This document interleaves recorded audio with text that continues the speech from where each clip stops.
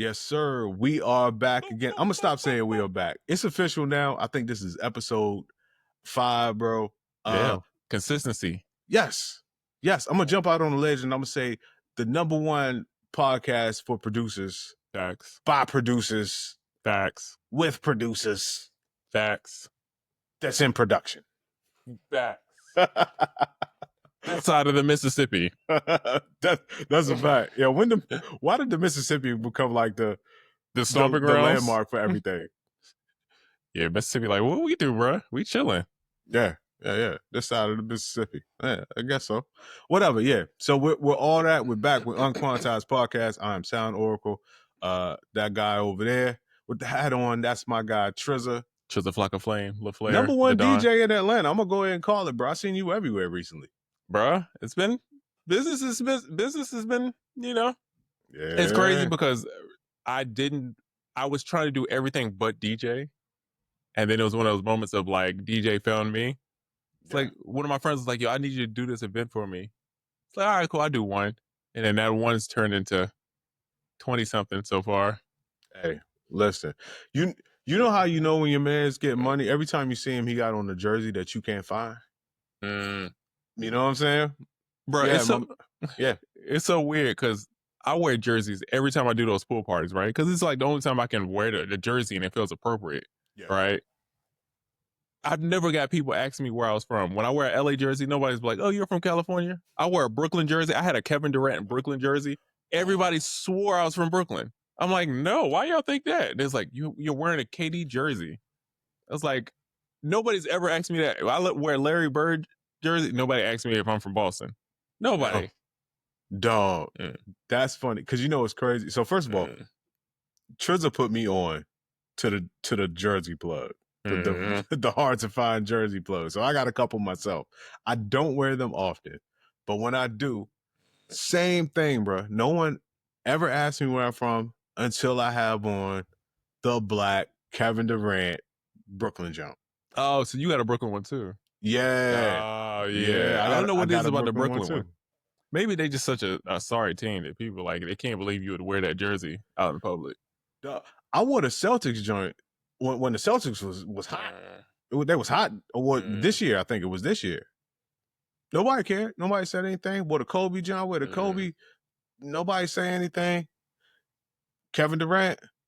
Oh yeah. Press conference. And he's from the DMV. So that was my justification. Kevin Durant's from the DMV. So I'm representing, Yeah. Nah, but true. Dude's placed a bet, bro. Dude came up to me. He's like, you from Brooklyn? I'm like, no, why? He's like, man, I just bet my homeboy. I lost.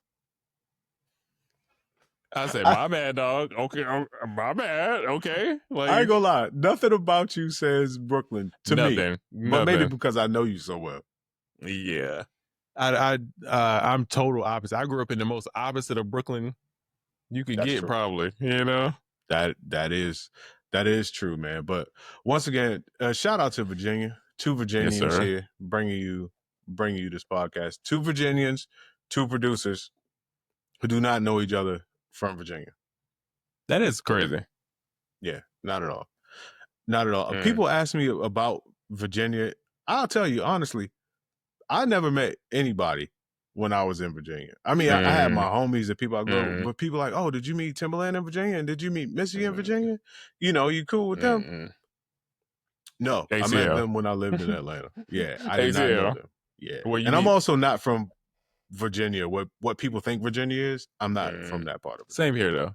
I'm like, we got like the opposite problem. You're from like the more city. I'm from like the more super country. I'm almost North Carolina, so they don't count me. I'm exiled in the DMV conversation. That's a whole nother conversation, which is I'm going to fight for my right to be included in the DMV. Okay, guys, I understand. Is DC, Maryland, Virginia. Don't forget about the South, bro. The South got something to say. That's a fact. You know what I'm saying? Andre said it. The South got something to say. Don't forget Southern VA. Don't forget the 434, the 804. Southern VA is the ones that's winning that people know. The Neptunes, Tim, Missy, Chris Clips, Brown, Mad Skills, all y'all from the real Virginia. When I tell people where I'm from, they're like, "Oh, you from DC?" No one from Alexandria is known for music, but Southern Virginia, that's where it's something in the water. I'm like, it's something in our water too. Yeah, it might be pesticides in our water, but it's just the Potomac. It's the mercury in the water. Yeah, we are done. Yo, speaking of done, I saw a thread from DJ Payne. Is it Payne 1 or DJ Payne? I think the one might just be for social media. He might just be DJ Payne. I never thought about that. That is a great question. I think it's Payne 1. Sure. Yeah, I think it's. I'm gonna say DJ Payne. I'm gonna go out on a limb. Correct me if I'm wrong, bro. But shout out to him. I saw a thread from him the other day, and he broke down something really interesting. He was talking about how producers from the BOGO sales and the buy one get one frees, and just basically just the watering down of the value of production. He broke down how much it would cost for an artist to buy beats for a 10-song album. Oh, that's crazy. It was fire. Oh, I thought that was genius. I had to come on here and talk about it. And spoiler alert, it's under $200. It was like a Groupon. That's what we did. That's what it's almost like. It's like, yeah, if you buy this, you get 5 beats. This. Right. And we'll throw in a trap Boss Mandilo style beat for free with my child doing your tag of any choice. We'll actually put on the reverb for you. Yeah, bro, $200. I want to say it was like $179. Like, he really broke it down. He did the math, and I appreciate good logic and math.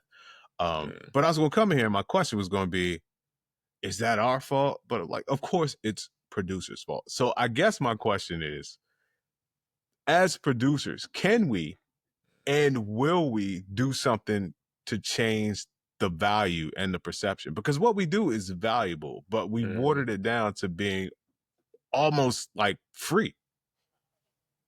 I don't know. Can you go back up? It's so hard to make something, once you devalue it, it's hard to go back up. Like, perfect example, Michael Kors.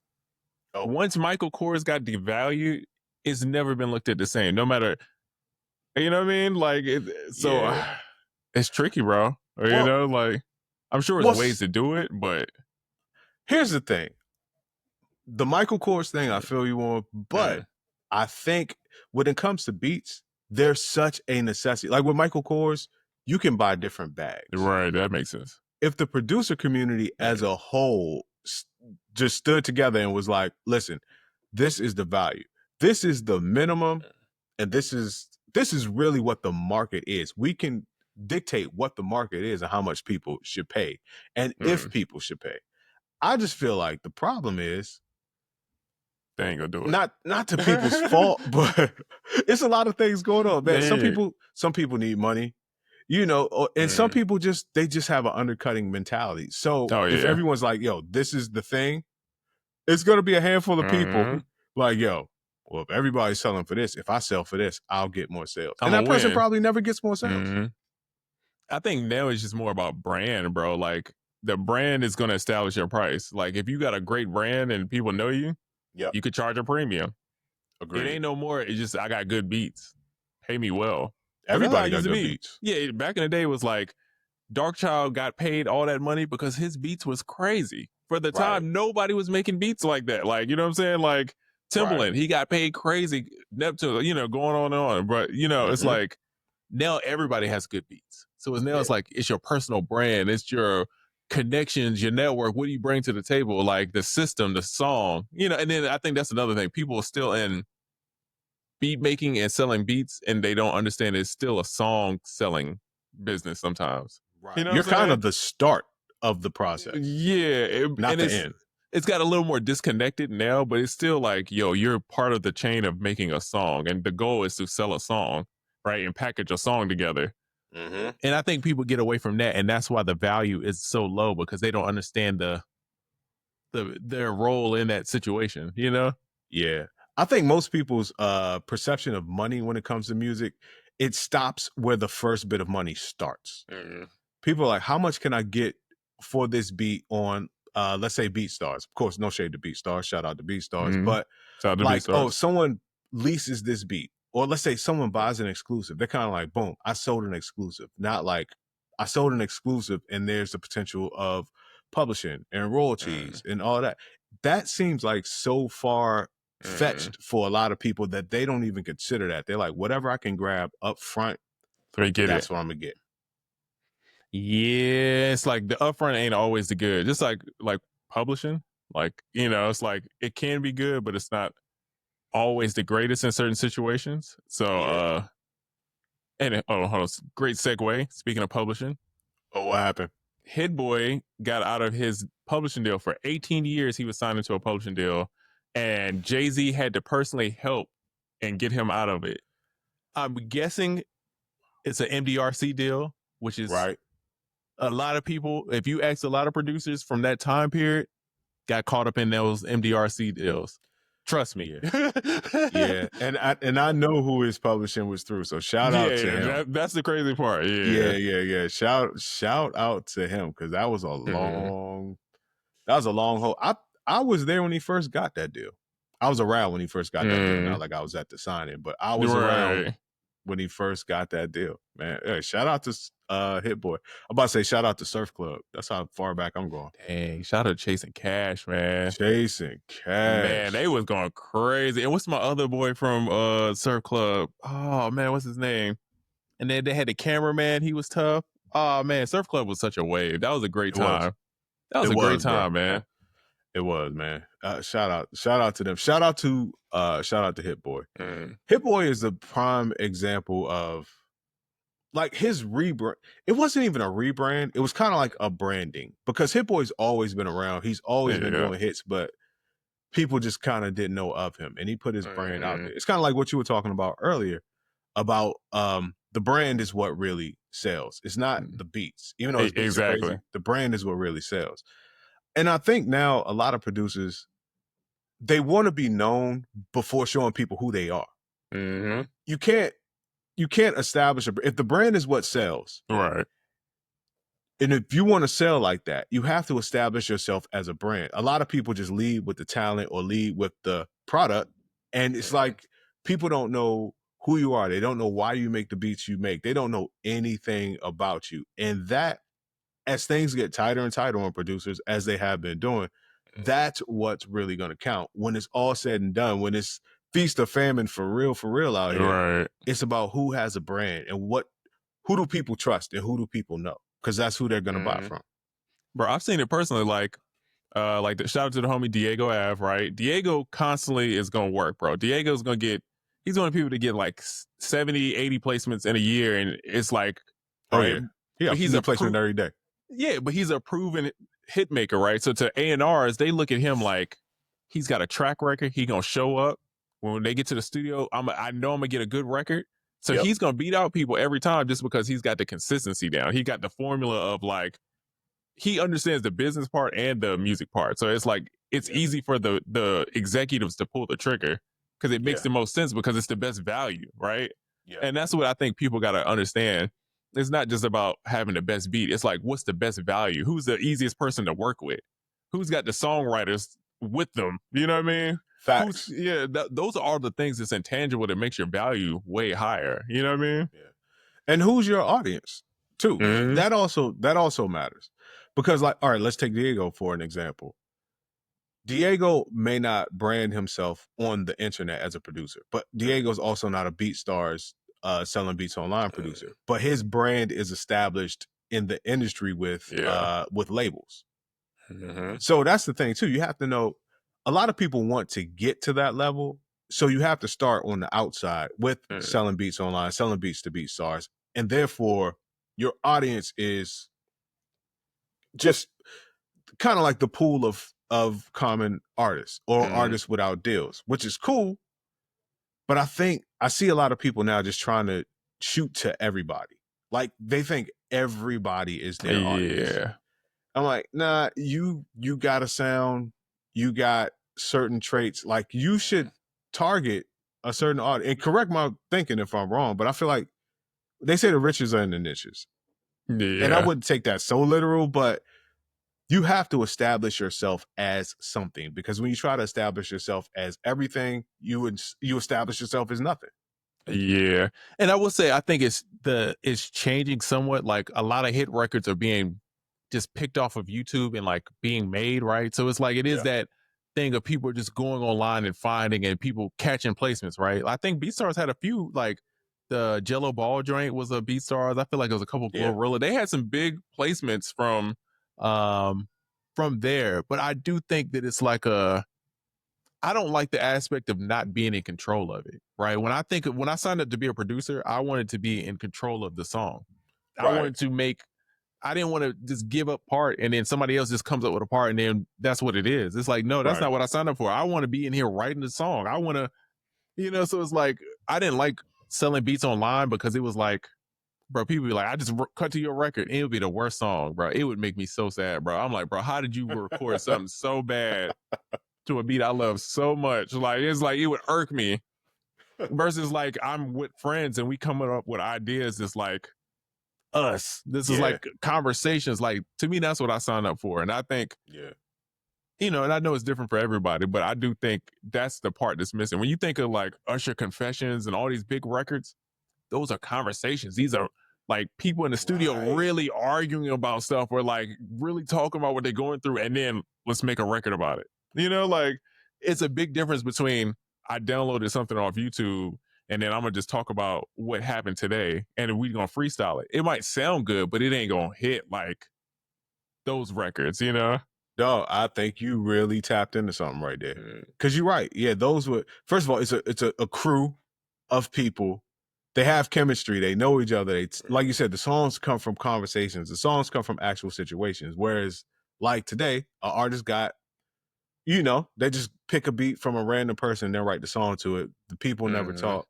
Yo, what if Usher's, like, let's say Confessions, for example, since you brought it up. What if that was just like, oh, he just picked beats offline and then they just wrote songs to him? It'd be a totally different album, totally different feel. And I'm going to go out on a limb and say, not a classic. Because you need to push back. Yeah. Bro, I make beats. I realize, like, I have a hard time making beats by myself a lot. Because I like the energy of someone else in the room. Like I like when I play the sound and somebody like make a face. Oh, okay, that's where I'm going, right? That's how I look, because I DJ, so I'm watching the crowd when I make beats, right? I'm trying to get energy off people, and I feel like that's kind of missing in music is a little bit. You know what I mean? It's like it's not the same of like when I heard like the Basement and like the old Missy Genuine, it's like you could tell they was in a pocket, bro. You could just tell they hung around each other. They was just cooking up and they was in a vibe, And it's like, yes, sir. That was the sound. And everybody had their own little pocket, but you could tell they was like related, And it's like, man, that was cool, And it's like, now I feel like it's not that the still sharpened still as much. It's more like you on your own. Yeah. Not only do you not have crews that like have a common sound, but they sharpen each other, you got these Lonely Island producers like you were talking about. And then you got people that now you're comparing yourself to all these other solo people. And it just takes away from the soul of the sound. Like things don't sound cohesive. It sounds like an artist and a beat most of the time instead of a song. That's right. Yeah. It's a clip that I just saw. It's kind of related, but not. But it's Jermaine Dupri. He was on, God, I wish I can remember what podcast. But he was saying that people are trying to compete with people that have full teams and it's just them. And he's like, bro, you're not going to win. No. And it's like, and I think people don't understand. Like I would explain to like my family or like my cousin or something like, bro, I'm competing against Kanye. I'm competing against Pharrell. I'm competing. Like you don't look at it like that. But for me, that's how I have to look at it, because to get on this Beyonce album, I'm fighting The Dream. I'm fighting Polo. I'm trying to, it's like, right. It's so hard to get on these albums, and you got to compete. And these people have teams, so it's not like a 1-on-1. It's like a 10v1, a 20v1. It's like system like, V1. And it's hard to lose. It's hard to win when you don't have that system to even tread water with what they got going on. And that's what I think people got to realize of, like, when I look at Mike Will, I'm like, oh, that's genius. He's making a system, right? I'm good. I'm gonna get my homeboys is good. We gonna come up. We gonna collab. Have you seen what Sunny Digital and all of them Billboard shout out Billboard hit makers, Sunny Digital, yes, sir. They've been cooking up. They've been going crazy, bro. Yes, sir. And shout out to Billboard, man. Yeah. Shout out to my dogs, man. Good people, man. Yep, real good people, man. Yeah. Real good people. But no, you're absolutely right. Everybody that I've seen successful, and we've both been around a lot of successful people in the industry. We've been part of successful teams. It's always a team. There's never an individual producer just off on his own doing his thing and winning. You rarely see that. It's always a team. And my biggest placements, I say 80 to 90% of them were collaborations. Oh yeah. With someone that had more status than me. So I get it. You want to be the big fish, whatever. But part of being a big fish is getting a lot of stuff up under your belt. And the easiest way to get stuff up under your belt is to increase your networking skills. Start to get with people that may have more status and more of a foothold than you. Get in with them and then collaborate. And now you have something to show for yourself. Right. Yeah. Yeah. I don't think a lot of people get that though. You're absolutely right. It's definitely a team sport. Yeah. I don't know, man. Damn, but hey, listen, man. You could be the guy with the pumping out the beats for the $200 album. Yeah, that's crazy. I remember when budgets, bro. I used to sell beats back in the day online, and I was making a killing, bro. Bro, you could ask B-Man, bro. We got stopped one time when we were kids because we were selling so many beats that people thought we were like doing illegal. Like our family was like, what are y'all doing to make money? How are y'all making money like this? Y'all 15, 16. Shout out to B-Man. Yeah, it's like, yo, they're like, what y'all doing? Like, this don't make sense. And them days is gone. It's like, yo, you selling beats for Dollar Tree prices. It ain't even Dollar General prices. We had the Dollar Tree prices with it. Dog, it's so much free. Now, free works in certain cases. Free works as a lead magnet. Lead magnet style. But like, you become known as the free person if you just keep free, everything for free. People want things for you for free, and producers already don't get respect from artists like they used to. Production is seen as such a commodity and not a valued skill now. And we're just furthering that narrative by lowering the prices. It's crazy. Yeah. Have you seen Ray Daniels talk about how content creators are like killing rappers? No. What did he say? I mean, it's very true in a sense, because it used to be rappers were the people with influence and they were the cool ones and they demanded the attention. Now, the content creators are the ones with the influence and demand attention, and the artists are trying to flock to the content creators to get the attention, right? It's almost like it's switched, right? It's went from being the rapper is the cool thing to being the streamer is the cool thing. The content creator is the cooler thing, right? And to me, it's harder to compete with video content with audio. You know what I'm saying? Because it's like you're fighting two things. You're fighting visuals and audio versus with music, you're just fighting one. You know what I'm saying? Yeah. And I think, I mean, Ray made some good points of like, yo, it's like, it's different. The times is different. It's shifting, right? And it's like, it's going a different direction. And people in music have to be careful because they have to understand how to be entertaining, right? Because it's the requirement to be entertaining has shifted so much that it's like, you can't just be good at music. You got to be good at music and can make really good TikToks and tell a story, you know?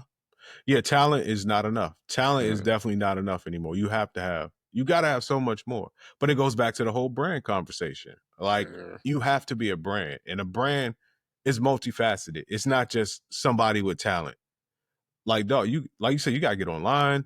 You got to have good series. You got to have decent rollouts. You got to have constant promotion and constant marketing. And it's hard to get that from reputable people without proving that you've done it yourself already anyway. Facts. So, especially, and people got to look at it too, like businesses. Like, if I'm a label or even I'm independent, if I'm not getting results, I'm not going to put a lot of money in it. So people want to put money into something. Once they see the results, they're going to flood the money. So it's like they're looking at it like a business. Like, yo, we want something that's going to work and move, and then we'll put money behind it to push it further. Yeah. You know, but people look at it like give me the money and I'll figure it out. And it's like, no, it's not how it works. You need to figure it out, and then the money is going to amplify it, you know? You have to have done so much already that me as a label is like, I should feel like I damn near don't have anything to do. Or it's so proven and solidified, I can only see an upside to this and no downside. Exactly. And for a lot of artists, depending on who you are, once you've gotten to that point, you've kind of figured it out already. So you don't necessarily need them. Yeah, but now you're in a good position because it depends on the people who come to you. You can be like yes or no, as opposed to when you first started or when you first start out with the wrong mentality. You have to say yes to everything just to get anywhere. But once you've proven you could brand and you can sell and you can do rollouts and you can establish fans, you're probably making a decent enough income to live off of at minimum. And now you're not so desperate when people approach you. So it benefits you to figure it out on your own anyway. Facts. I don't know if you've seen this show, bro. It's called Hitmakers on Netflix. Have you seen it? Wait. Oh, no. I'm thinking of another show called Turn Your Producer Up. A whole nother conversation. Remind me to tell you about that. But no, tell me about Hitmakers. Okay. Hitmakers is about writing camps, right? So they follow, it's like almost like a 30 for 30, but for like people in the music industry doing a writing camp, right? So shout out to Nova Wave, shout out to Blue June, shout out to Coney. They're in there. Shout out to Seven Streeter. She's in there. Wow. Seven. Shout out to my homie Peasy. I think she had something to do behind the scenes. Peasy's a goat, but yeah. Peasy is the goat when it comes to the marketing stuff. Yeah. But it looks like a good show. I haven't watched it yet, but I know if Blue June is in there and Coney's in there, he like their credits is Nova Wave's credits is incredible. Beyonce, like Drake, Chris, they got their credits is crazy. They produce and write as a duo, so like insane, bro. So I'm excited to see that. So if you're a producer, something to watch for the weekend, something good to check out. Yeah, and once you check that out, you need to check out a show called Turn Your Producer Up. Oh God, this sounds horrible. Listen, bro, I found out about this show from Weaver Beats. I watched Weaver Beats, and he would do reactions to this show. It is the most comical producer show ever. I don't want to give too much away, but boy, it's one of them things. It's so bad. It's so good. It sounds like a marketing medium. Like, what is a show we can do that's going to really resonate? Bruh. It's like, turn your producer up. It's like, there's two hosts. Corny. Oh, God. One is a girl. The girl by herself is a whole show. I don't want to give too much away. Watch the show. And I'll be honest with you, watch Weaver Beats videos reacting to the episodes. More entertaining than the already entertaining show. I'm just going to put it out there. Somebody need to let me do a music producer TV show. We're going to have all the drama and stuff. We're going to have people scrap. We're going to do a reunion show. They're going to be scrapping over the NPC. Come on, dog. Somebody cut the check. Come on, dog. Let's do it. Let's do it. Hey, let's go. We need to shoot it at the next Producer Power Summit. And then we're going to do producer boxing. Come on. We playing 4D chess right here. You know what I'm saying? I like that. Y'all heard Versus. This is Beat the Beats. You know what I'm saying? Come on, yeah. A bunch of out of shape couch potatoes going at it for the gold, baby. Let's see who's gonna pass out and have an asthma attack first. That's a fact.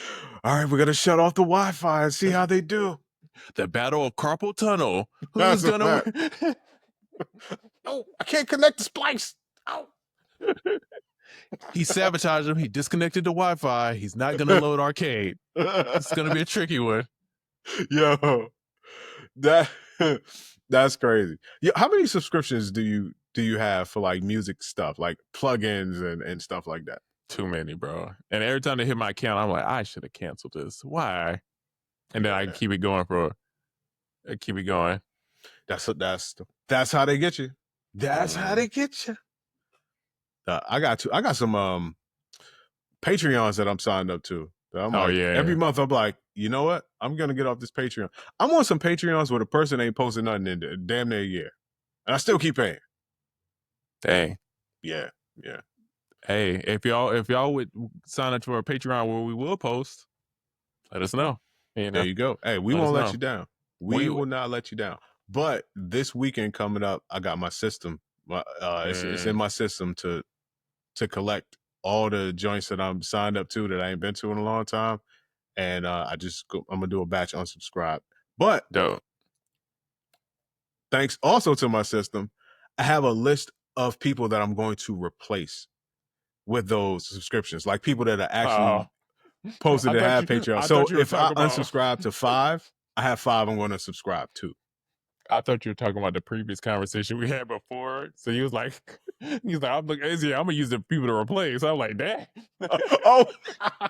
Hey, listen. Like, no, dang, that's cold blooded. Hey, cuz, but I'm out here. I'm going crazy in these streets, bro. I'm going crazy in these streets right now. Hey, man. Listen, I'm AI on a different level, and that's going to bring me to the next topic. I think you might know what it is, but I will first like to start out by saying I use AI. I don't really use generative AI, like AI for making beats and all that stuff, but I use other types of AI, and I use them differently. Let me just start there. So I did something today. I did something about a week or two ago. Made a new system. Not gonna go into it, but it's crazy. It does a lot. It's keeping me on point. So another thing I did today, I put out an email to my email list, and it's a different type of email. It's AI delivered, not AI generated, but AI delivered. It's not even music, anything like that. So what I'm getting at is, I knew it was going to be controversial. So 2 people hit me up immediately, like, you need to stop using AI, or like, why are you letting AI control you? Why don't you just use your mind and your own mindset? Blah, blah, blah, blah. Okay. So clearly these people don't know anything about me. They don't know anything about how it's working, because it's none of that going on with me. And the first person was like, well, I was like, well, did you listen to it? Yes, I heard it. You're just letting AI control you. And I was like, all right, cool. Now, the link I sent out first today did not work. Okay. So you actually needed a password for it, and I didn't know about that. So the person that told me that they heard it did not hear it. It was impossible for them to hear it. So some people are just going to be closed-minded to everything. And that is a very dangerous, dangerous game to play, because you speak emphatically, and this is not about me anymore. This is taking it far off of what I'm talking about. But you speak so emphatically about things, when those things will be in your future. You just have to know how to navigate them, and you have to know what's being used. But you also have to know, you got to know what they are in order to judge. Facts. A lot of people jump to judgment. But if you're on my email list, I sent out a whole new thing. I got a lot of positive feedback. Some people, still controversial as I expected, but it's cool. But I'm only sending out things that will actually help people. And this was pretty dope, man. It's pretty dope. I got an email from your AI the other day, just randomly. I was like, yo, wait, what? What's going on?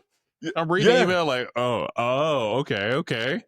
Yeah, my system sent Triza an email with something I hope he found. It was up. Yeah, it was up. Yeah, bro. It was just cool because it was like an explanation of why the email was coming the way it did. I was like, oh, that's cool. Yeah, I'm like, make yourself clear. One thing I will say about AI is all AI is not created the same, and all uses for AI are not the same. Yeah. For instance, and then I'm gonna get off of it, the person that was like, you let AI control you instead of just using your mind. Well, the thing is, my system and what people were sent today, even the things that you were sent, are my thoughts. Like, the AI is trained on my principles, my philosophies, my rules, my thoughts, and even checks and balances that I put in place for myself. So if I was telling you about this earlier, if I start doing something, like I have a tendency to overthink or maybe overcomplicate something that's simple, it will flag me like, you said when you start doing this, let you know and change course. And when I see that, I don't say thanks AI, I say thanks me. You know what I'm saying? Like, Appreciate it. It's me helping myself. Right. And when people think of AI, they think you just throw a statement or a question into the void of this computer, and whatever it gives back at you, that's what you act on. And that will be your demise. Like, yeah, to a point. If it's not controlled and you don't exactly know what you're doing, yes, it will. And a lot of people are using AI like that, but I encourage people to not be closed-minded. Holler at me. man, look, just hit me up. I'm willing to have a conversation, and I'll show you some different ways, or at least give you some different perspectives on how AI could be used. Because this joint got me right now. Bro, I be feeling like Matt Jeff Hardy with Chat GPT, bro. Tag me in. I'm jumping off the top rope, dog. It's nothing I can't do. No, you and I have been on AI for years, way before Chat GPT, way before all of this. Bro, I remember seeing it and why I found it, right? And then I was trying to explain it to everybody. And then I showed Oracle. Oracle's like, wait, you could do what? You was the only person that got it. Everybody else I explained to, bro, did not understand it. And then years later, they like, dang, bro, you tried to show me this. And I'm like, bro, when I found it, I couldn't believe it. I was like, wait, this can't be real. Oh, yeah. Bro, I remember spending a whole week of just like, this can't be real. This can't be real. Like, what is this? You know? Yeah. And it came a long way. Oh, bro. yeah. It's come a long way. Yeah. But also people that are like, oh man, not you too. Oh man, AI got you too. I've been in AI for a very long time. Oh, yeah. I made some shit in 2014 that still doesn't exist to this day. That's facts. I've been into it for a long time. Like I said, you have too. Yeah. But it's all about how you use it. So it's going to be here. You don't have to use generative AI. I'm still not really on that wave. I understand it and I know what it is, but I don't use AI to make beats or sounds or anything like that. But other things, I feel like you should use AI to do the tedious things that drain you or things you don't like to do, so you have more time to do the things that you actually enjoy. Right. Simple as that. I think when people talk like that, I be judging them because I know they don't know how to prompt. Like if you ain't setting the context right, you ain't setting the background, and you ain't giving systems and constraints and stuff in your prompts. Like you just saying, you do this, figure out this for me. You ain't prompting right. You ain't really a Chat GPT, you know what I'm saying, or a Claude expert. You're not in the LLM streets. You know what I'm saying? That's a fact. You gotta set it. You gotta tell it like, no, you can't do this. This is the output I want. This is the place. This is the context, right? And now figure it out. Yeah. It's that simple. And here's a tip. I'm happy that you brought that up. If you're not good with prompting, some people know how to speak. Everyone knows how to speak. Some people know how to communicate. Let me put it that way. I voice text with AI a lot. Not always like a back and forth, but like instead of typing, I talk. It's more natural. And but you have to know how to communicate. And I'm a very detailed and logical person. So the system that I built that's just super crazy, I built it by accident. Just from a week of me doing things with the AI and just telling it to, just molding it to do and think a certain way. It's like, hey, by the way, what you're doing right here, it's kind of crazy. I don't know if you noticed it or not, but you're kind of building a kind of a big thing here. And I'm like, oh, word. Wow, thanks. And I just went crazy with it from there. But if you know how to communicate and you know how to talk, you can make things happen. You just have to change your mindset. Big facts. Yeah, man. So, I got a segment for us, bro. Let's hear it. This is called another production thing from my childhood being ruined in real time. Okay, so this is DJ Quik versus Dr. Dre. I had no idea this was a thing. I didn't know they had that. I didn't know they had some kind of smoke or something. And I don't know if it was a joke. I'm just reading headlines, so I might be a little out of context, right? But it was a social media post, and it was basically saying Quik is who everyone thinks Dr. Dre thinks he is. Oh, right. I've seen that angle with other people. Yeah. Yeah, and I think he agreed, right? And he said certain stuff around this previously. Yeah. Which I know he did play a really big part in a lot of stuff. So it's like I don't know the facts there. But it's one of those situations of like the Neptunes that broke up, man. Now this, bro. Come on, bro.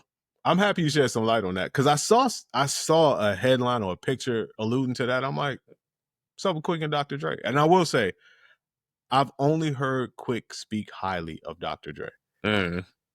But I've heard Quik keep it real about Dr. Dre without being disrespectful. So, I mean, I don't know, two legends, but now you made me curious. I really want to look into it. Yeah. I saw that phrasing with somebody said Andre 3000 is is everything Kendrick Lamar thinks he is, or something like that. Which I don't necessarily agree with, but I saw that framing. I could see how they got there. Yeah. But I'm like, oh, that's where that framing came from. That's like a framing that people are using now. That's a crazy framing, though. That's wild disrespectful. It is. Don't put me in that frame. Guess who followed me the other day, bro? Who? If you had to think of a company that would follow me on Instagram, that you would be so surprised that it actually happened. Jameson. No, almost surprised in a like, I can't believe it's full circle how this happened. Oh, I'm on pins and needles. You gotta tell me now. Reason. I get a follow from Reason USA the other day. I said, ain't no way we done came full circle, bro. Hey, content, man. We out here. We making content, man. Yo, shout out to Reason, shout out to Reason. They know it's out of love. You know what I mean? Yeah, it's all jokes. Y'all reach out to the right one. Y'all reached out to the right one. Hey, man. I've been good. I've been on my best behavior when it comes to dog jokes. You know what I mean? Yeah. I'm not going to dig up any old skeletons there. Bro, people will run up on me in the streets about that stuff, dog. We be out and they be like, what you say about Reason? They run up to me about you and Reason. And I'm like, bro. It's just a joke. Yeah, export the MP3. You know what I mean? Go get some VSTs. And then I'm like, Ooh, not the VST conversation. I can't use those anymore because it's like, that's old school. But back in the day, that's what I would say. That was the fun. It's nothing you can say now. Yeah. Well, no, it's nothing you can say now. I mean, it looked fire. It looked fire. I haven't been on Reason in a minute. It looks fire, though. Nah, man. Hey, shout out to them. And that was our new segment called Smoke or Joke. I like it. I like it. Yeah, Dr. J and Quik, and then Triza and Reasons. Is it a smoke or is it a joke? It's all jokes. It's all love over here. Nah, that's a fact. But yeah, that's cool though, man. Like for real. Their Reason reached out to you. I don't know if they did it purposefully, if they know the long running joke. We're just gonna keep it quiet, guys. Nobody saw that. But what a way to lean into it if they did. No, I would have respected way more if they knew and it was like the part of the joke. Oh, I would love it. Yeah. Right. Get a campaign going with them, man. Make it happen. I could come up with something. I know you can. If anybody can, I know it's you. I know it's you. Yo, what do people have issues with content and stuff? You know what I realized, bro? And I said I'm gonna put something together. What? I'm the friend when people don't know content, they call, or they don't know marketing stuff. I'm the like, hey, how do you do this, guy? This past week, I got a bunch of those calls. And I'm like, I need to do something with this. Because people ask me, and they all are the exact same scenario.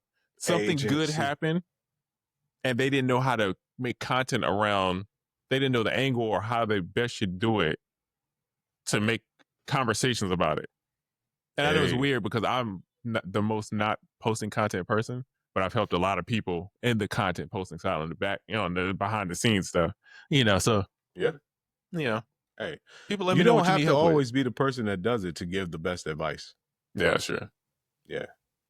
So no, you are good at that. I've called you a couple of times. Yeah, for that over the years. Hey man, what should I do here? Oh yeah. Yeah, so let me know if you guys have content issues or branding, more like branding, storytelling, content issues. Let me know. Put in the comments. I'm interested. I think that's a lot of producers' issue is the branding. A lot of people have a hard time seeing themselves as a brand. Yeah. And they think it's a logo. And it's like, bro, that's like the smallest part of it. It's like the logo has zero to do. I mean, it does, but like nobody cares. Yeah. A lot of people, well, the big fear is putting yourself out there. And now everything that we do as producers, you have to put yourself out there. And they also think when you brand yourself, you now have to act like a company. Like professional stuff. Like, no. You just, it's really the easiest thing in the world to do because you be yourself. Yeah, exactly. That's what you do. If you approach branding like that, like, be yourself, just let people know who that person is. That's the first step to branding, in my opinion.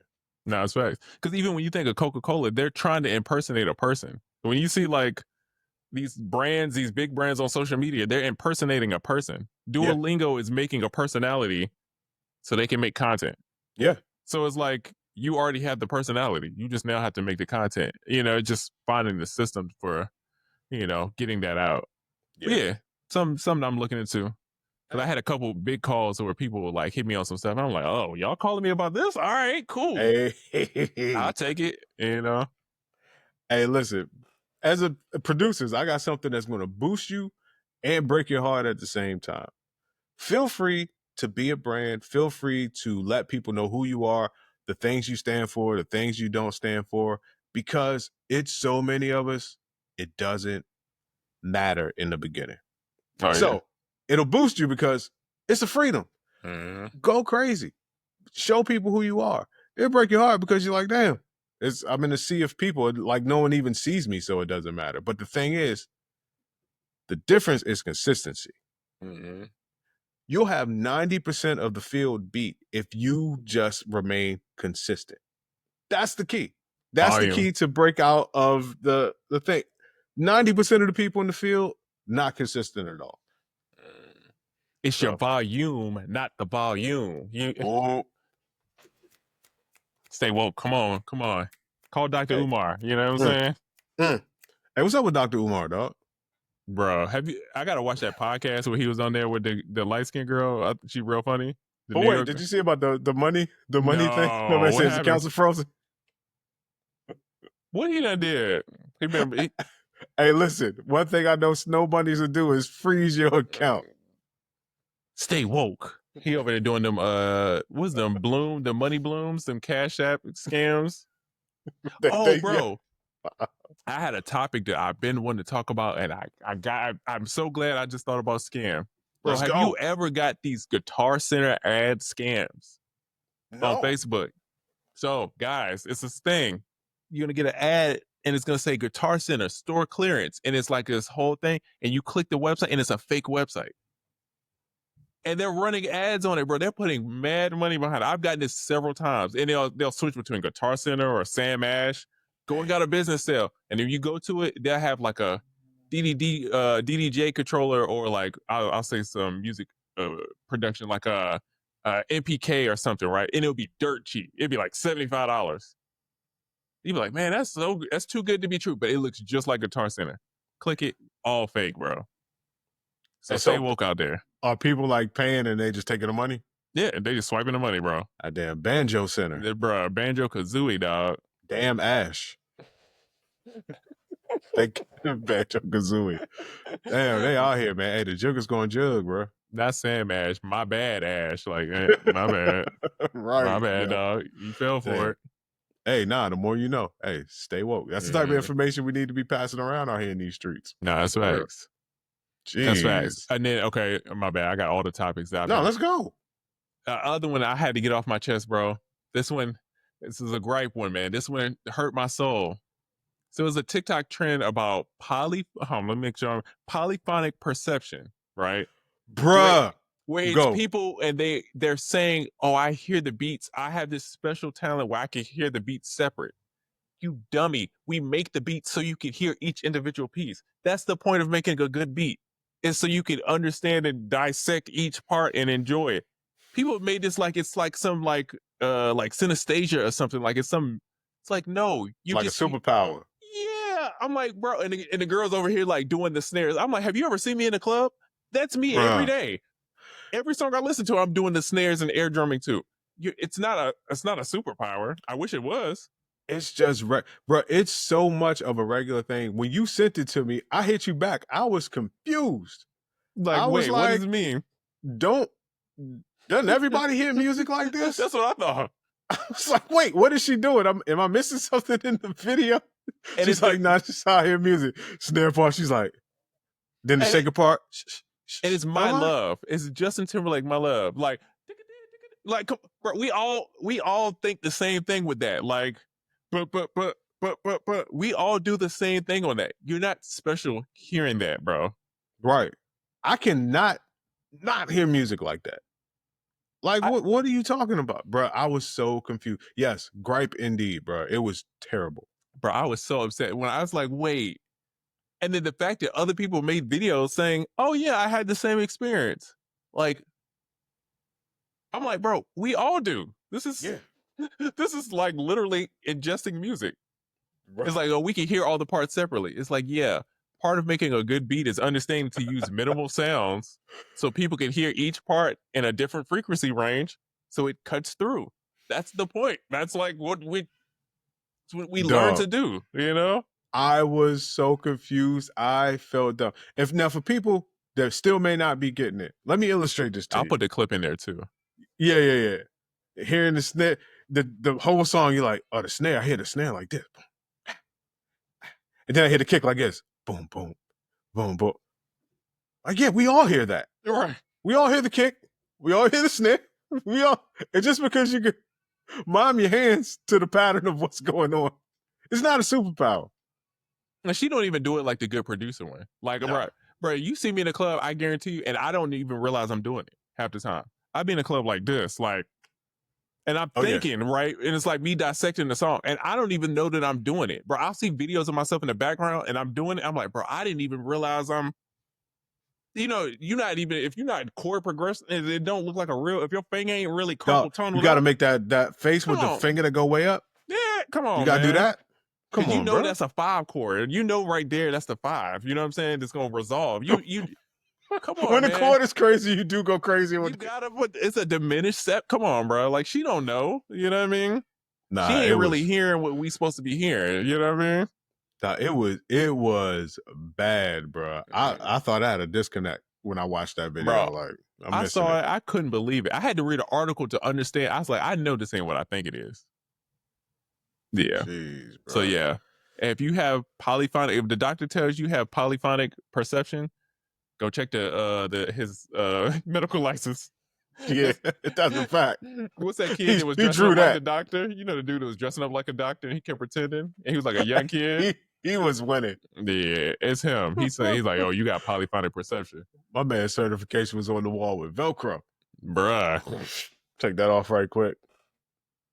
Okay, I got a couple more topics if you don't got none. Let me know. Let's go. So this one, again, this is another one where I'm kind of, again, short context. I didn't get the whole spiel. I'm going to give you a little. Those are the best ones. I felt like it was relevant. It's a guy named RJ Mr. LA. He's a rapper, I believe, from the West Coast. Okay. He was on a podcast and he brings up he doesn't like when producers send him beats and he likes them and then they sell them to somebody else. I did see this gentleman. And again, it was one of those things of, I had to watch it a couple of times to understand what was going on, because I didn't understand if you want the beat, just buy the beat. Like, I didn't understand it. Like, was he the dude that was also saying, like, I mean, you just made the beat, like it ain't really like a big part of the song, it's just the beat? And then he goes and this is the producer. And shout out to the producer. I actually did a record with the homie.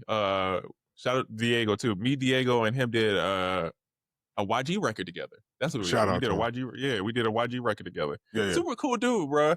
So yeah, for him to get dissed like that, I was like, bro, that's crazy. Over like, bro, pay the man. If you want the beat, pay the man. But I saw producers was on his head, bro. They was like going after him. I do think with music that rap and the producer's relationship has gotten so separate that it's gotten weird. Like, it shouldn't be that. It shouldn't be this vibe of like, oh, I'm doing you a favor by rapping on your beat. No. We making something together. This is a partnership. You know? We can release instrumental albums. You can't release a cappella albums. End of discussion. They're just gonna drop the best of Shy, If I Ever Fall in Love. That's a fact. It's a lot of nose breathing. Yeah, it's fact. They just dropping podcasts.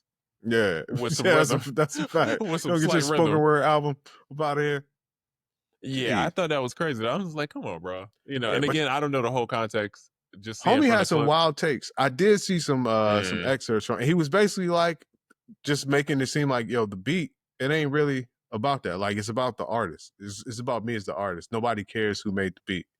Yeah. And I'm like, let me tell you something. If you broke down the songs, it's how many people like songs strictly based on the beat versus how many people like songs based on the lyrics. Night and day, bro. And you would never get to that song without that beat. As producers, we have so much leverage and we hold so much power. But because of the economics of things the times that we're in, some people need money, whatever. We have just run to mediocrity. Like we've just run to it, and we've run to lowering the value, to making beats seem like they're not worth anything, and we bundling and fumbling. And fam, you gotta realize, I feel like Dr. Umar, you gotta realize you're a king. You understand your worth of your blood. You have all the leverage, bro, but we're undercutting each other, and that's the problem. We're trying to undercut each other to get the last dollar. But the thing is, artists need beats, and if we just raise the bottom, everybody gets money. See my young king, right? Listen, your grand rising, you trying to mix in mono when we need to make this money in stereo, okay? Mix Ali might have said mix in mono, but that is for audio reference, not your paper, my brother. Come on. Hey, yo, making money in stereo is crazy. I'm getting money left and right, bro. I'm making money in stereo. These are some high-level producer jokes. They ain't ready for us, man. You know what I'm saying? Surround sound. No, you killed it. You killed it. Yeah. That's hilarious.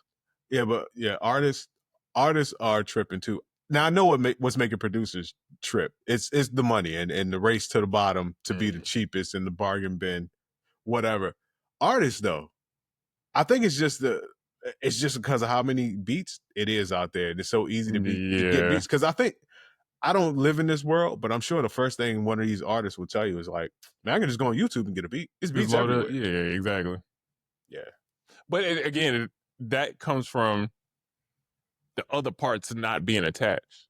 When you vocal produce and you're like a brand, and then they get a boost if they get a beat from you, like you get a Metro beat, it's automatic certain plays. People hear the tag, your plays are going to be a certain amount off rip just because it's Metro, because he's established a brand as being a hit maker, and he's got a consistent product that's always good, right? So it's like, when people hit a tag, they're going to give it a shot, right? So it's like you have to build that up to get people to give you that higher equity, you know what I mean? But I feel like when you just like spamming them out, it's like, bro, you know, it's I think we should take predictions one day on where this is all going, or where this will all be in 5 years. And it's again, I don't want to sound like Debbie Downer, but it was reasons why I kind of stepped away from music, because I didn't have a lot of faith in certain stuff. From my perspective of seeing stuff. So that's why I kind of pivoted on certain stuff, because I'm like, I don't like this. I don't like where this is going. You know what I mean? Like, I don't like it, you know? And again, not to be a Debbie Downer, we'll go into it one day. We'll talk about all this stuff, but, you know, it's one of those things of, it's a little tricky out here, a little tricky business. Dang, tricky business. That's a great reference. Great producer reference. Only Atlanta people would get. That's good business. Yeah. That's good business. Yeah, but you are absolutely right. I've always been on the outskirts of music, because there's so many other ways to monetize your skills and your talent, and I've never really been the get the placement guy, just because of the very culture of it. And this is when it was kind of cool compared to now. That now the placement game is horrible. Yeah, listen, if I get a placement now, it's because somebody had to come up and handcuff me to the damn placement. I'm not pursuing placements like that. Other things, yes, I am. And I'm not even gonna say it. I'm not even gonna say it. Go ahead. Yeah, no, I feel you. I already know. Yeah. Go ahead. Placements for me is like, if I make it and I have it, I'll shoot the shot. But I'm not gonna spend, unless it's like almost a layup opportunity, I'm not gonna spend all this time doing all these projects unless I know I got a relationship with them. Yeah. But those emails of like, Rihanna's working on an album, we need the who's looking list, bro. I could care less, bro. Unless I can call that person up, and I don't care, because all of it is just gambling at that point. You know, yeah. That person they telling you about got in-house team that already got beats, and they're gonna ask you for 10 beats, like Flow Rider meets Yin Yang Twins, or some like we need a worldwide mashup. hit. Yeah, and then you'll send 5, 10, let's say, and they'll hit you up. Yo, you got like 10 more? No, bro, I don't. Yeah, no, figure those out. I don't. What are you doing? What are you doing with my music, bro? Yeah, figure those out. But I think if you got an artist, or you're building something, or you're working towards something, that's the way. That's what you do. Building, they'll come. You can't just the pitching the ideas to them doesn't work as much anymore. It all comes back to moving like a brand, and doing the things that you have to do now that you really don't want to do. That's right. It comes down to that. If you don't want to do at least half of these things that you're now required to do, then just stop or just do it as a hobby. That's right. It's as simple as that. So I have a philosophy. This is part of what I put out. I sent to my email list today. I'll go over a little bit of it here right now because it's related. There's a thing I call the possibility gap. And basically, there are things that are probable and there are things that are possible. The probable things are based on your situation, your habits, whatever you do now, what will probably be your outcome. Possible is whatever's possible. Sky's the limit. A lot of people look at possibility and chase possibility, when what you really should be doing is adjusting and working on the things that you actually do, actually have in your actual reality, until your probability and your possibility, the gap shrinks and gets closer together. Because now what will probably happen to you based on all the improvements that you did and the work that you're putting in is so close to what could possibly happen to you that it's now reality. And a lot of people just chase the possibility with no way of actually getting there and no self-assessment. And so basically the thing I sent out today was my philosophy explained way more elegantly than I put it there, but actual steps on how to do it. Like, it's not just like, oh, here's the philosophy and that's the thing, but it's like actual, this is how you do it. And listen, it works. Whether you listen to it or not, I'm telling you, it works. But that's the mind frame that a lot of producers have to get in now. You have to change what's probable in order to achieve what's possible. Because things that are possible, just pie in the sky. You'll never get there. You got to do real life work in reality. You got to get the DeLorean back up and running so you can get it to 87. So you can 88. You got to hit 88, cuz. Come on, man. You know what I'm saying? Come on, Doc Brown, get it together. You know what I mean? Then it might be the one where you take you back to the train, but it could be the one where it take you to the hoverboards. You know what I'm saying? But you got to be prepared.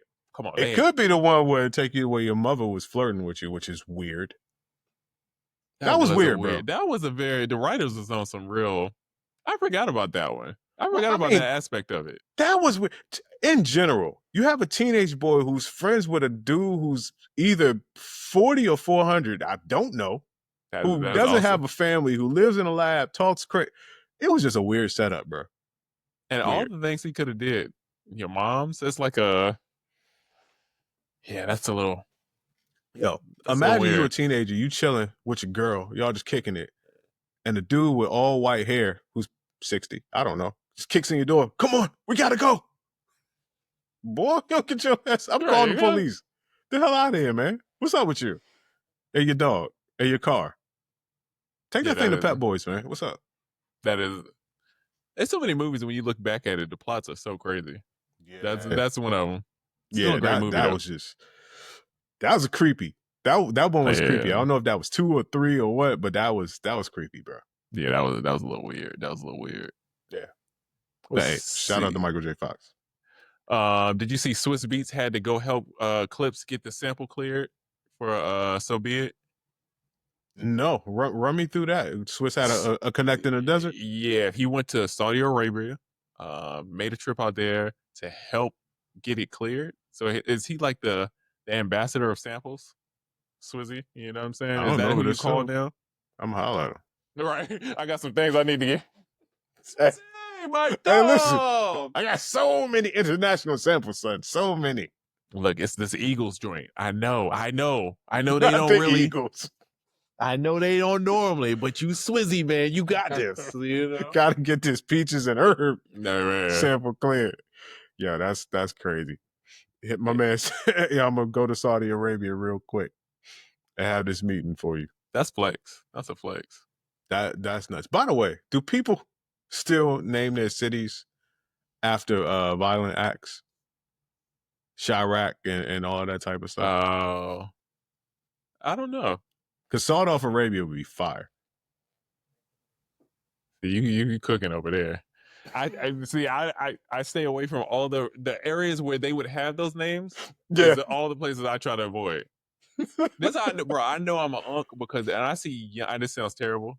Take this with a grain of salt when I say this, but when I see 16 to 21-year-old kids I get nervous, bro. It's time for me to go. Anytime it's that age group of YNs in the vicinity, it ain't for me, bro. What does YN stand for? Young Negroes. Ah, nice. But with nice. another, he has the filter on, guys. He has the filter on. Yeah, but I in Atlanta with the YN, too many ski masks. Like, if it's summer, it's Atlanta. It's 97 degrees in the morning. You got on a hoodie and a ski mask. You got a shiesty on, bro. What are we talking about, bro? I don't trust you. You have a bag around your chest and arm's reach for the strap. Yeah. With some Galaxy gas. Bro, I promise you, I DJ'd a pool party. These kids was talking to me doing whippets. I was so like broad daylight, bro. Broad daylight, bro. Like, I'm outside, like, and they just having a whole conversation doing it. I said, this is crazy to me. It's when you become a real old man. Hey, that young man sure does like whipped cream. Right. He got the whole can.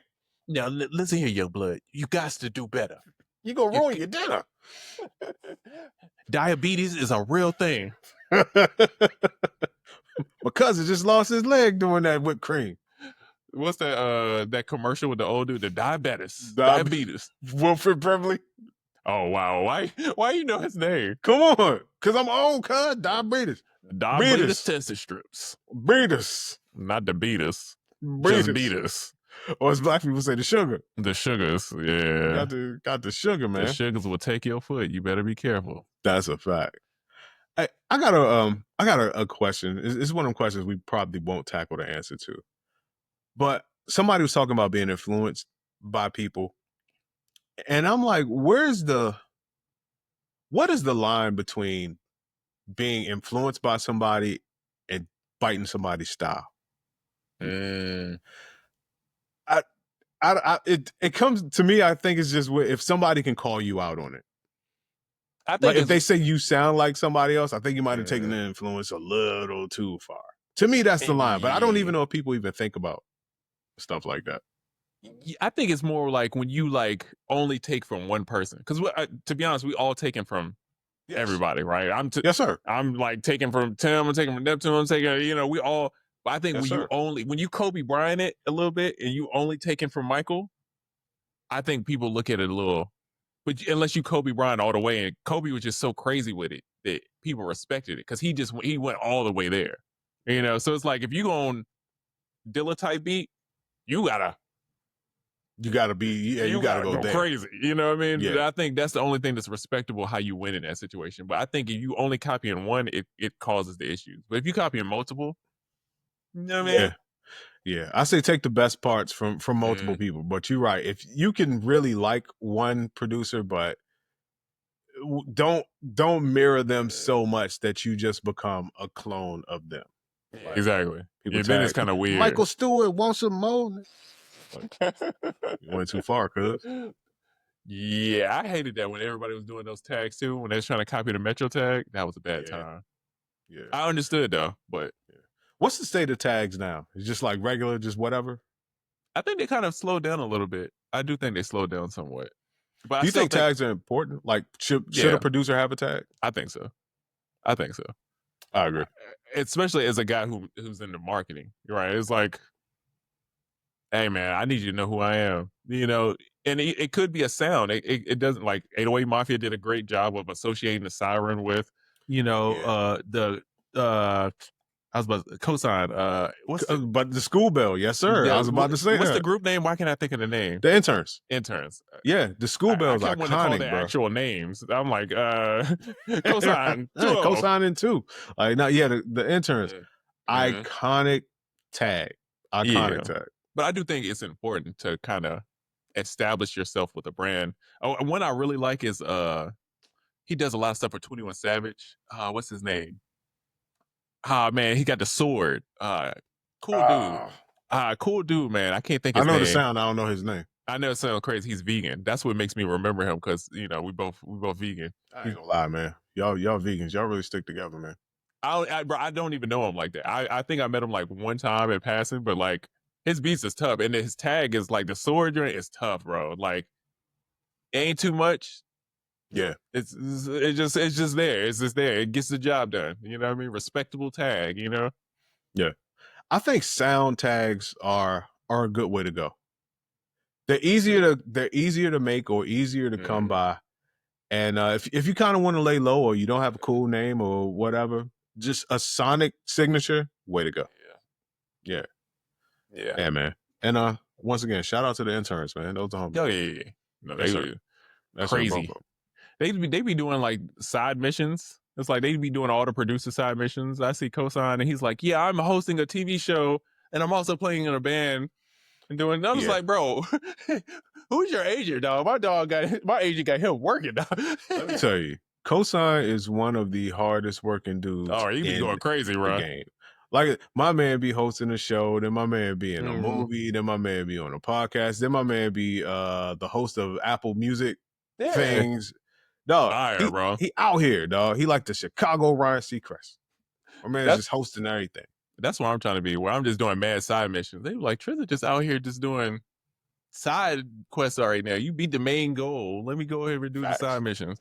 And I think too, he went somewhere. I think he's like the head A&R of America. I don't know, like just everywhere, man. They just America. yeah. Like he's the VP of Urban America. I don't know, but they do everything, man. Shout out to them. Yeah. I do have a quick gripe. I love music. We all love music. You wouldn't be listening to the show if you did not love music. With that being said, I need less music. No, I'm with it. Jeez, I'm with it. I can't even get through a lot of these albums, bro. It's so much stuff dropping. I'm like, bro, it's too much, and you gotta dig through so much. Since everybody can release music, I try not to call anything trash, but just for lack of a better phrase, you have to dig through so much trash to get to the things that you like, and so many new things come up every day and every week. It's hard to keep track, bro. Really tough to. I need that one dedicated friend. Hey, if it's you out there, tap in with me. One person that just knows all the dope stuff that comes out all the time, and they only tell me the dope stuff.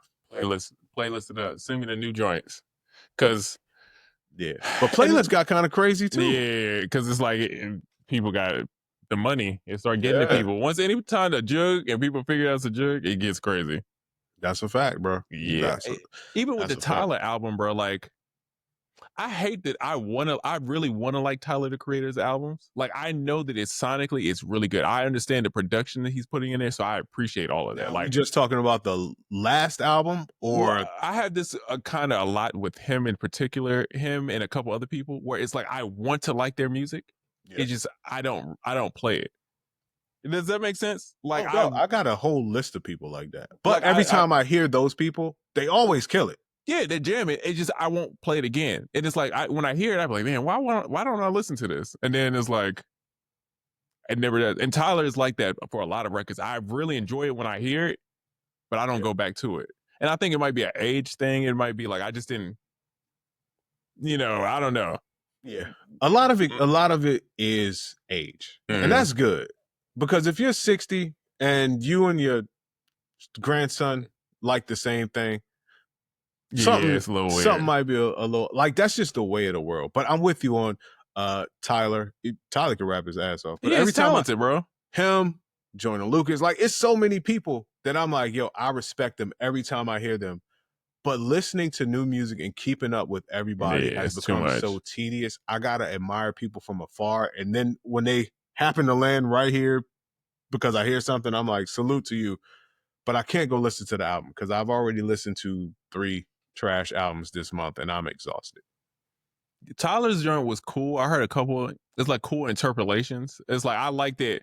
And then I feel like people have gotten away from that 100 BPM rap. Like I haven't heard 100 BPM rap in a long time. So that pattern is kind of like, oh, people back on that like holla back youngin' type, like. Yeah. So that's cool. And I'm glad that somebody's doing that and pushing that. I just don't know if I would like be bumping that. You know what I mean? But it's like I think it's an age thing. Yeah. Because I know it's great. I know sonically it's really good. And I appreciate the art in it. But it's just, Yeah.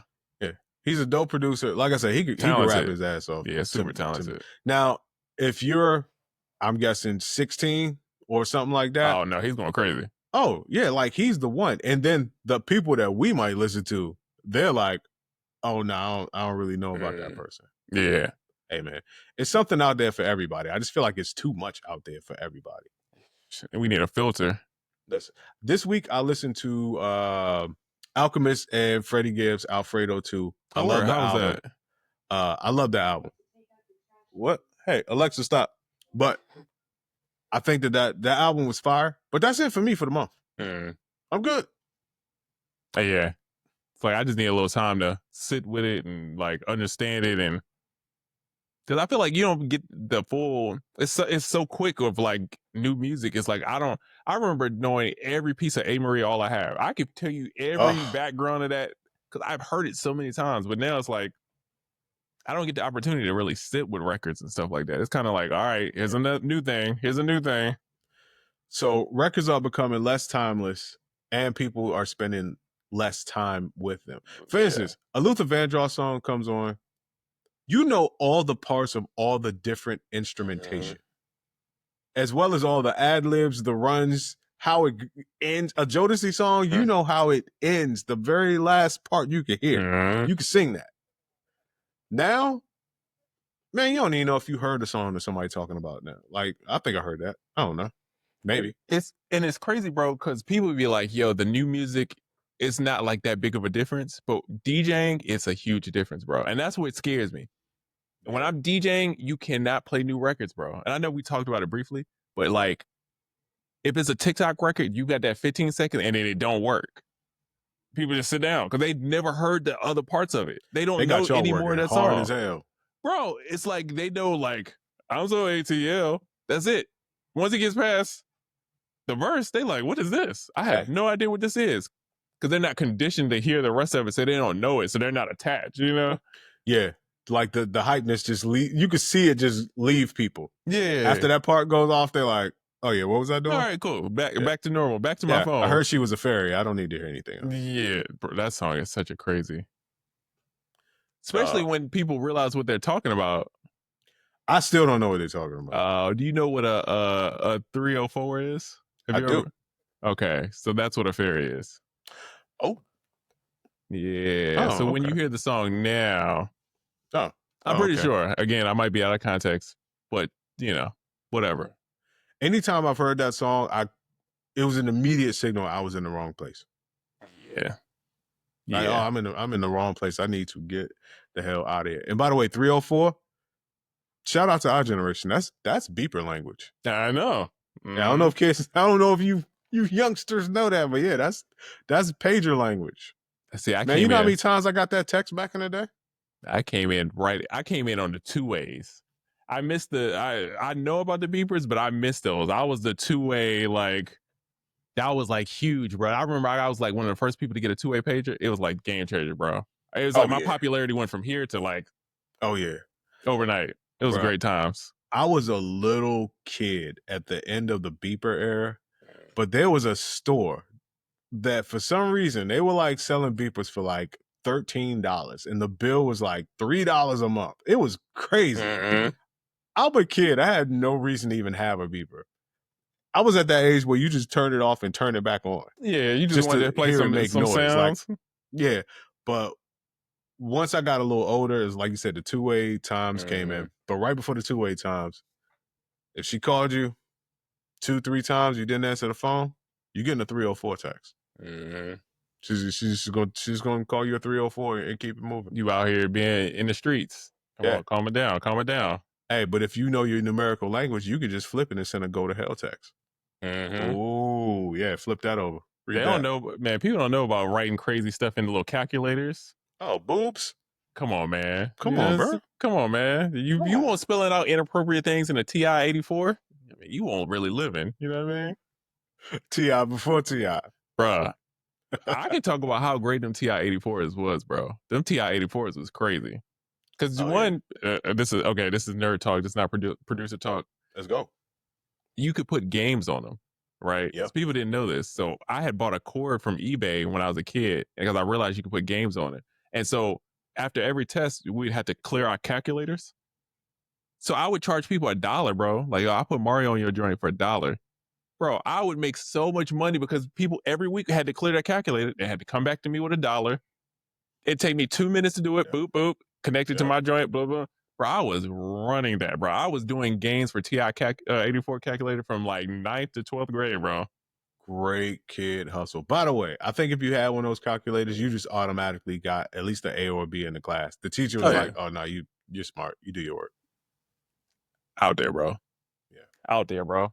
Yeah. Wait till they put if they would have had like a beat maker on there, oh, I would have never got anything. They did. Teenage Engineer made one. I mean, if you think about it, that is true. That is true. I'm mad that joint looks like a calculator, like an old school bank calculator, but it just doesn't do calculations. It looks like a Palm Pilot, like a like a prototype of a Palm Pilot. That's a fact. My grandfather used to work for a bank, and the countless amounts of calculators he brought home, they all look like the KO2. All of them. I can see that. All the KO2 need is receipts coming out the back of it like a ponytail. I can see that. Yeah. Yeah. Teenage Engineer. We're on to you. You stole that from Bank of America. We're gonna steal all the swag from all the old technology. That's a fact. That's a fact. But yeah. I need to use my KO2, by the way. I haven't used that joint in a minute. I need to check it out. Dang. Yeah. The good old KO2. So what you went to this week, man? Man. Working on this project I'm doing. So just finishing up doing a lot of creative director type stuff. So finishing up all that stuff. I'm off DJing this week, so I don't have to DJ. So dope. Making content, bro. Editing video and then a bunch of creative director type stuff. And then I need to make some beats. So I'm gonna try to spend some time this weekend cooking up. Yeah. Hey man. Post something. Inspire us all. I will do. I might do that. that. There we go. Man. What about you? Bruh, I got some brand partnerships that I'm really happy about that I landed, and I'm doing some stuff with that. I'm actually working on a pack. I'm gonna drop a pack soon. I noticed I only dropped one pack this year. Oh, for real? Yeah, just Golden Era Drums too. And that was like earlier in the year. I haven't dropped any packs except for that one this year. So I got a pack coming out. And then just really a lot of dad stuff. The life. Dadding it up. Real dads. I'm dadding it up. My man he got words starting to happen. So he about to be talking soon. I can't wait. Hey. I can't wait. We taught him sign language. So he's good with the sign language. He communicates like a pro and he's super smart, but I can't wait until he starts talking. Oh, I'm excited. Oh, yeah. We didn't even tell the story about how I ran into your son at a party I was DJing. Right. Yeah, Trissa met my son and I wasn't even there. Yeah. My wife was there with my son, but I wasn't there. And he was just staring at me and he would be watching me hit the pads on the turntables. He'd be like, yeah. My son is a music junkie. We listen to music all day long. And whenever a song comes on that hit, my man would just look at me and be like, hey. And he started nodding his head, doing this little dance. Or if a drop happens in the song, or if like the drums drop out and come back in, my man is like, hey. True. Hey, listen, 16 months old. And he's spotting the drops. He got the songs. He knows what's happening, man. He is a music guy. I felt like I was killing the set because he gave me like a little nod. Like I did a mix one time. He looked at me like I was like crazy. He gave me the ugly bee face. You know how like somebody do a mix? He gave me that face and he like, I said, oh snap, yeah, I did something. No, he be serious too. Because if you put on just whatever, he don't care. But if it's something that hit, hey, and he want everybody to know. He looking at everybody's face. You hear it? You hear that? Like, yeah. Yeah, man. Yeah, shout out to my boy, man. I think we about to go listen to a jam real quick. Dope. My man. But yeah, so listen, that's going to do it for us. This is the end of another episode of the dopest producer podcast in the land. This has been Unquantized Podcast, and we will see you on the next one. Peace.